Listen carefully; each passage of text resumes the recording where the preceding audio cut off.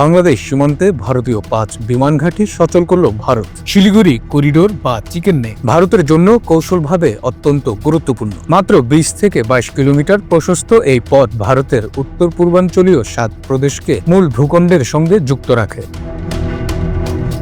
শুধু তাই না, নেপাল, ভুটান ও বাংলাদেশের সীমান্তেও এই অঞ্চলের সঙ্গে সংযুক্ত। সামরিক ও কৌশলগত দিক থেকে এই করিডোরের গুরুত্ব এতটাই যে এর নিরাপত্তা নিশ্চিত করতে ভারতীয় কেন্দ্রীয় সরকার নতুন উদ্যোগ নিয়েছে। সিদ্ধান্তটি এমন এক সময়ে নেওয়া হচ্ছে যখন বাংলাদেশ ও ভারতের সম্পর্ক তলানিতে থেকে গিয়েছে। ভারতের উত্তর ও উত্তর পূর্বাঞ্চলীয় রাজ্যগুলোর 5টি প্রাচীন বিমান ঘাঁটি, জলপাইগুড়ির আমবাড়ি ও পাঙ্গা, দক্ষিণ দিনাজপুরের বালুরঘাট, মালদহের ঝালজিলাহি এবং আসামের ধুবরী সক্রিয় করার সিদ্ধান্ত নেওয়া হয়েছে। এই ঘাঁটিগুলো মূলত দ্বিতীয় বিশ্বযুদ্ধের সময় ব্রিটিশ সরকার তৈরি করেছে। তখনকার সময় জাপানি সেনাদের ঠেকাতে এই অঞ্চলে বিশেষভাবে বিমান ঘাঁটি স্থাপন করা হয়েছিল। ভারতীয় সংবাদ মাধ্যম টাইমস অফ ইন্ডিয়ার প্রতিবেদনে বলা হয়েছে, এই পদক্ষেপের পেছনে বাংলাদেশের সঙ্গে সম্পর্কের অবনতির মূল কারণ। সরকারি সূত্রের বরাত দিয়ে বলা হয়েছে, সম্প্রতি বাংলাদেশ লালমনিরহাটে একটি বিমান ঘাঁটি পুনর্গঠন করার সিদ্ধান্ত নিয়েছে। এ খবর পাওয়ার পরই নয়াদিল্লি পূর্ব ও উত্তর পূর্বাঞ্চলীয় রাজ্যগুলোর বিমান ঘাঁটিগুলো পুনরায় সক্রিয় করার সিদ্ধান্ত নিয়েছে। দ্বিতীয় বিশ্বযুদ্ধের ইতিহাস স্মরণ করালে দেখা যায় ভারতের উত্তর পূর্বাঞ্চল বার্মা অভিযান, চীনা বার্মা ভারত থিয়েটার এবং ল্যাডো সড়ক ভিত্তিক সরবরাহ ব্যবস্থায় মিত্রবাহিনীর জন্য গুরুত্বপূর্ণ রসদ কেন্দ্র ছিল। এছাড়া ত্রিপুরা, আসাম এবং বাংলার বিভিন্ন এলাকায় বিমান ঘাঁটিগুলো তখন সরবরাহ, নজরদারি এবং সামরিক সমন্বয়ে গুরুত্বপূর্ণ ভূমিকা রেখেছিল। আজকের পরিস্থিতি অন্যভাবে হলেও ইতিহাসের সঙ্গে মিল খুঁজে পাওয়া যায়। বাংলাদেশের সঙ্গে কূটনৈতিক সম্পর্কের অবনতির প্রেক্ষাপটে ভারতের সীমান্তবর্তী অঞ্চলে সামরিক উপস্থিতি দৃশ্যমানভাবে বৃদ্ধি পেয়েছে। পশ্চিমবঙ্গের চোপড়া, বিহারের কিষানগঞ্জ এবং আসামের ধুবরী জেলার লাচিত বোরফুকান এলাকায় নতুন সেনা স্থাপন গড়ে তোলা হয়েছে। শিলিগুড়ি করিডোরের কৌশলগত গুরুত্বের কারণে ভারতের সেনা সম্প্রসারণ শুধু সীমান্ত রক্ষক উদ্দেশ্য নয়, এটি উত্তর পূর্বাঞ্চলের রাজ্যগুলোতে সংহতি, প্রতিরক্ষা এবং রেল সড়ক যোগাযোগের নিরাপত্তা নিশ্চিত করতেও গুরুত্বপূর্ণ।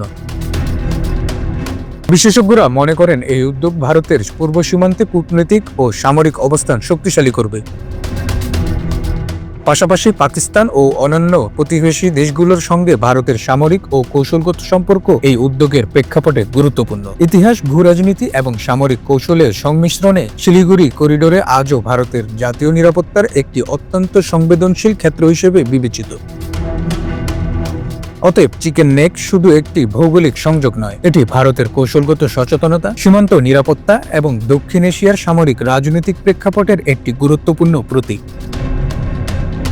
সাম্প্রতিক বাংলাদেশ ভারত সম্পর্কের প্রেক্ষাপটে এই অঞ্চলে ভারতের পদক্ষেপ কেবল সামরিক কৌশল নয়, এটি রাজনৈতিক সংকেত হিসেবেও গুরুত্ব বহন করছে।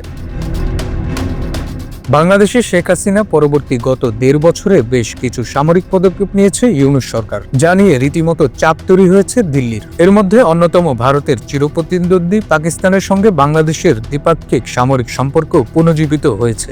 দেশ দুটি উচ্চ পর্যায়ের প্রশিক্ষণ ও সহযোগিতার দিকেও এগোচ্ছে। নবায়িত সম্পর্কের অংশ হিসেবে সৈনিক প্রশিক্ষণ, পাইলট ও টেকনিক্যাল স্টাফের বিনিময় এবং বাণিজ্যিক সামরিক সমঝোতার আলোচনা হয়েছে। পাকিস্তানের বিমান বাহিনী প্রধানের সাথে বাংলাদেশি পক্ষ GF-17 থান্ডার যুদ্ধবিমানের সম্ভাব্য ক্রয় বিষয়ে আলোচনা করেছে। সম্পর্কের এই সমর্থন দক্ষিণ এশীয় ভূরাজনৈতিক ভারসাম্য নতুন দিকে নির্দেশ করছে, বিশেষ করে ভারতের ও কূটনৈতিক চাপের প্রেক্ষাপটে। ভারতের আরেক প্রতিদ্বন্দ্বী চীনের সাথেও বাংলাদেশের প্রতিরক্ষা ও সামরিক প্রযুক্তির সম্পর্ক আরও দৃঢ় হচ্ছে। গত বছর চীন বিভিন্ন ধরনের সামরিক প্রযুক্তি হস্তান্তর করেছে, যাতে বাংলাদেশের প্রতিরক্ষা শিল্প গঠনে সহায়তা করা হয়েছে। 2024 সালে গোল্ডেন ফ্রেন্ডশিপ 2024 দ্রুত সামরিক মহড়া অনুষ্ঠিত হয়, যা তাদের হাতিয়ার, প্রশিক্ষণ এবং একযোগে কাজ করার সক্ষমতা উন্নয়নে গুরুত্ব বহন করে।